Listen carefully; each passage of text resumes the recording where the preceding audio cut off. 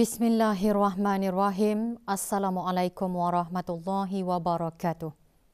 Yang teramat mulia Paduka Seri Pengiran Anak Isteri Pengiran Anak Sarah binti Pengiran Haji Saleh Abrahaman berkenan berangkat menyempurnakan perasmian Pusat Komuniti Yayasan Kanser Kanak-Kanak YASKA. Majlis berlangsung di Kampung Kiarong. Keberangkatan yang teramat mulia Paduka Seri Pengiran Anak Isteri dijunjung oleh Dr. Haja Norehan Haji Johari, Pengerusi YASKA, dan Sarah Nawara Abdullah Chen, Timbalan Pengerusi YASKA.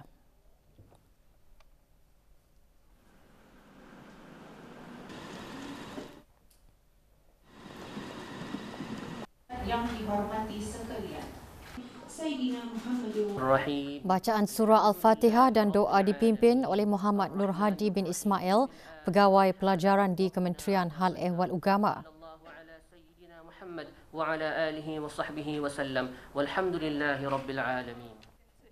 Pengerusi YASKA menyembahkan pusat komuniti bermatlamat memberikan sokongan berterusan untuk meningkatkan kualiti kehidupan bekas pesakit kanser kanak-kanak.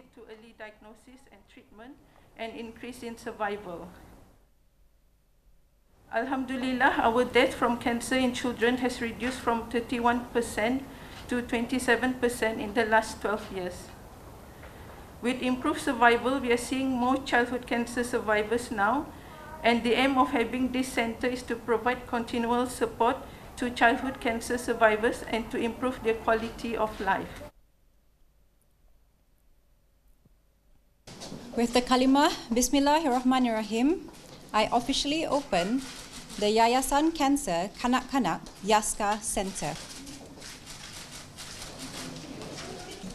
Yang teramat mulia seterusnya berkenan menerima pasambah dan disembahkenalkan kepada 7 orang kanak-kanak bekas pesakit kanser. Dengan adanya pusat komuniti ini, YASKA dapat menjalankan lebih banyak aktiviti untuk pesakit kanser kanak-kanak.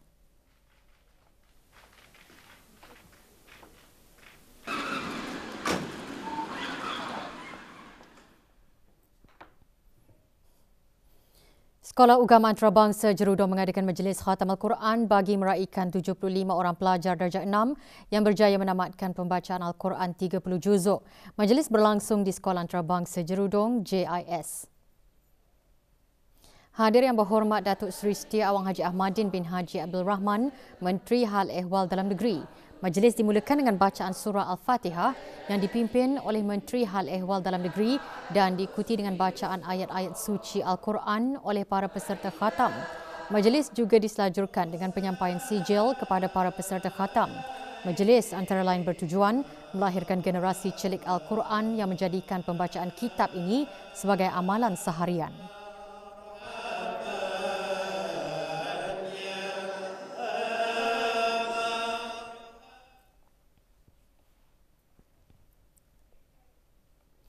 Mengukuhkan institusi keluarga khususnya melalui Bandar Seri Begawan Declaration on the Importance of Family for Community Development and Nation Building yang antara lain memperkukuh strategi keseluruhan ASEAN bagi meningkatkan kesejahteraan dan perpaduan keluarga antara yang digariskan oleh Menteri Kebudayaan Belia dan Sukan semasa mesyuarat Menteri-Menteri ASEAN mengenai kebajikan dan pembangunan sosial. Mesyuarat diadakan melalui persidangan video dengan tema Accelerating ASEAN's Commitments for Gender Equality and Inclusivity through Gender Mainstreaming and Social Inclusion. Yang berhormat Datuk Seri Setia Awang Haji Nazmi bin Haji Muhammad menekankan keluarga yang teguh memainkan peranan penting dalam membina komuniti yang mantap dan negara yang berdaya tahan, dan oleh yang demikian usaha hendaklah bukan sahaja tertumpu kepada individu tetapi juga kepada ekosistem yang lebih luas. Tambah yang berhormat, negara Brunei Darussalam mempunyai komitmen untuk memajukan pembangunan wanita dan mengongsikan mengenai kajian pembangunan wanita di negara ini. Mesyuarat dihadiri oleh Menteri-Menteri ASEAN yang bertanggungjawab terhadap kebajikan dan pembangunan sosial dan Setiausaha Agung ASEAN. Pada mesyuarat tersebut, Menteri-Menteri mengesahkan semula komitmen ASEAN untuk menggalakkan kesaksamaan jantina melalui gender mainstreaming dan social inclusion di rantau ASEAN selaras dengan ASEAN Community Vision 2025 dan ASEAN Socio-Cultural Community Blueprint 2025 serta pelbagai deklarasi dan pelan tindakan ASEAN. Sementara itu, mesyuarat Menteri-Menteri ASEAN Plus 3 mengenai kebajikan dan pembangunan sosial ke-7 turut diadakan. Mesyuarat bermatlamat mengukuhkan dan meningkatkan kerjasama ASEAN Plus 3 serta rangka kerja lain yang diterajui oleh ASEAN. Mesyuarat didahului oleh Second ASEAN Outstanding Social Welfare and Development Awards, AWSWADA. Semata Brunei tahun ini menerima anugerah AWSWADA bagi kategori pertubuhan NGO CSO, manakala Bank Baiduri menerima anugerah AWSWADA bagi kategori sektor swasta sebagai mengiktiraf sumbangan mereka dalam bidang kebajikan dan pembangunan sosial yang memberi manfaat kepada orang kelainan upaya, kanak-kanak dan belia. Sidang Kemuncak Keuangan Islam Brunei BIF bersempena Brunei Media Conference and Exhibition MYCE 2023 akan berlangsung bulan depan. Persidangan menyediakan satu landasan bertaraf global bagi pengamal industri dan ekosistem keuangan Islam. Institut Kepimpinan dan Keuangan Islam Brunei BILIF selaku penganjur menyatakan antara pengisian persidangan adalah melalui perbincangan dan perkongsian amalan-amalan terbaik, peluang dan cabaran khususnya kemampanan inovasi dan keuangan Islam. Sidang Kemuncak BIF akan bermula 12 hingga 14 Jun nanti di Pusat Persidangan Antarabangsa Brakas mengetengahkan 30 pembentang kertas kerja terkemuka dalam dan luar negara yang akan menyampaikan tajuk-tajuk berkaitan keuangan Islam melalui tema persidangan mengukuhkan kedayatahanan dan kemampanan masa depan melalui inovasi keuangan Islam.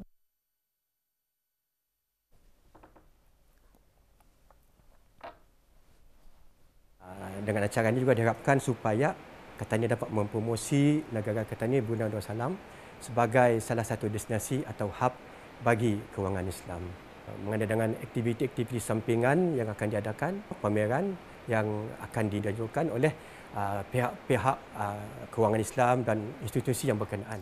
Orang ramai yang berhasrat menyertai persidangan tersebut bolehlah mendaftar dengan mengunjungi laman sesawang BILIF di www.bilif.com.bn ataupun melayari media sosial BILIF seperti IG dan Facebook sebelum tarikh tutup pada 30 Mei ini.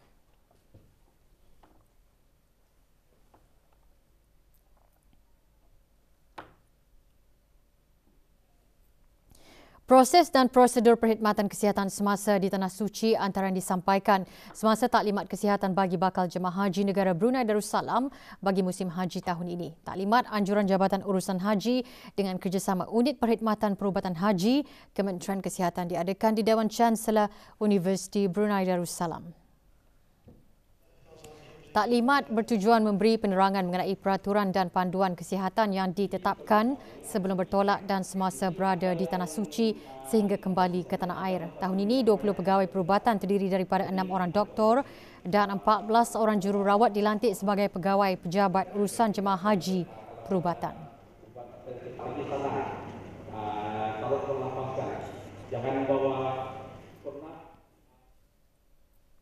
Keamanan adalah nikmat kurniaan Allah Subhanahu Wa Taala yang amat berharga.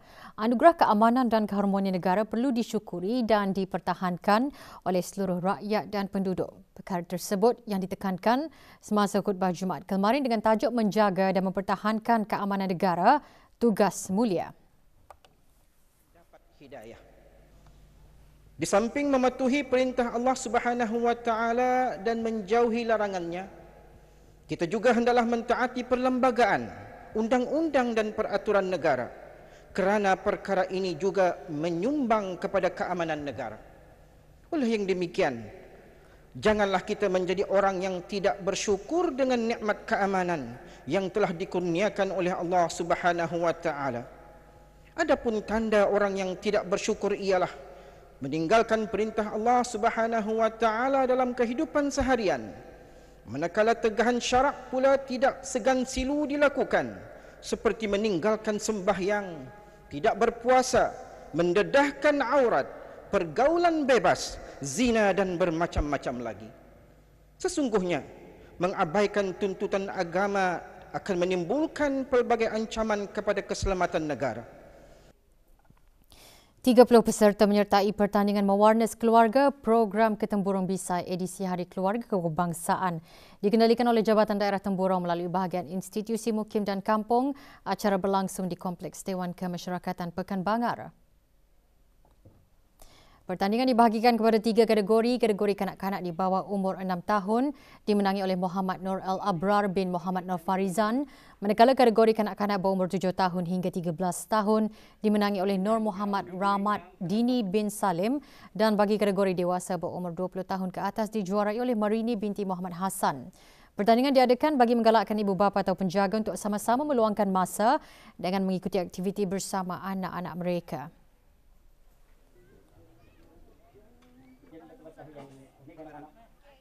Yang mulia Jun Madinah tu terkasih kerana apa ni menjayakan acara kami. Penjelawan melebar kita ni. 613 orang ditangkap yang disyaki terlibat dengan aktiviti penyalahgunaan dadah di sepanjang tahun 2022. Berdasarkan statistik Biro Kawalan Narkotik BKN, jumlah tersebut meningkat sebanyak 15.4% berbanding tangkapan tahun 2021.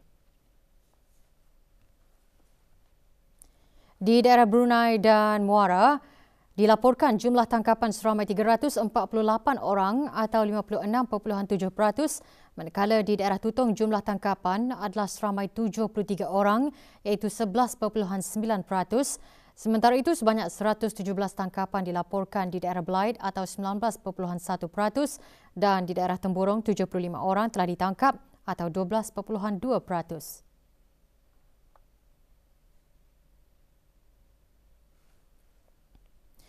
Daripada 613 individu yang ditangkap tersebut, 40.3% atau 247 orang adalah tangkapan baharu dan 366 orang tangkapan berulang.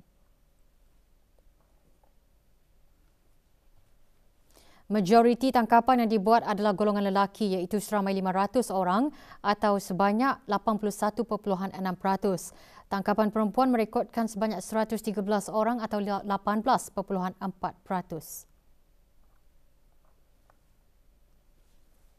Sebahagian besar tangkapan merupakan rakyat tempatan iaitu 89.6%.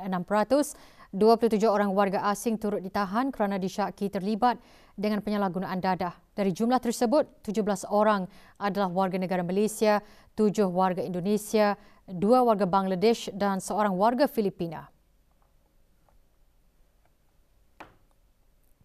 Sebahagian besar tangkapan adalah berbangsa Melayu, diikuti dengan bangsa Iban, Cina dan lain-lain bangsa.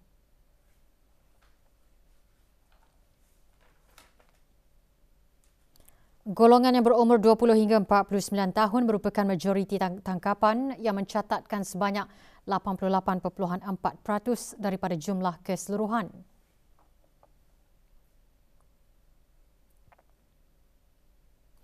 Golongan tidak bekerja terus mendominasi jumlah tangkapan yang terlibat dengan penyalahgunaan dadah dengan mencatatkan seramai 317 orang. 162 orang yang ditangkap berkhidmat dalam sektor swasta dan 98 orang bekerja secara persendirian, manakala 36 orang adalah warga perkhidmatan awam. 29 pain darah berjaya dikumpul semasa kempen penamaan darah anjuran jawatan kuasa takmir Masjid Yayasan Sultan Haji Hassan Al-Bolkiah. Kempen berlangsung di Masjid Yayasan Sultan Haji Hassan Al-Bolkiah. Kempen merupakan inisiatif bagi memberikan kesedaran kepada penduduk kampung akan manfaat menderma darah terutama kepada kesihatan tubuh badan di samping membantu menambah jumlah simpanan tabung darah bagi kegunaan hospital.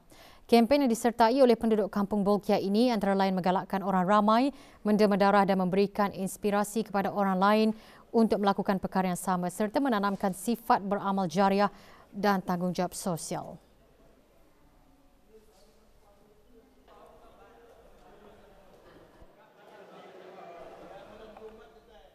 Bersedekah ini bukan juga dari segi kewangan saja, tapi boleh juga dari segi darah lah. Kepada khususnya belia-belia yang masih fit, disarankan untuk support bagian penebalan darah, yang mana yang masa ini kekurangan darah, stok kekurangan darah. Menderma bagi pesakit-pesakit yang memerlukan, satu untuk kesihatan bagi diriku juga. Rasanya macam tenang, selesa. Ini kali yang kelima untuk membantu orang yang memerlukan darah. Masa ini kan stok darah kekurangan kan. Alhamdulillah nyaman je rasa badan.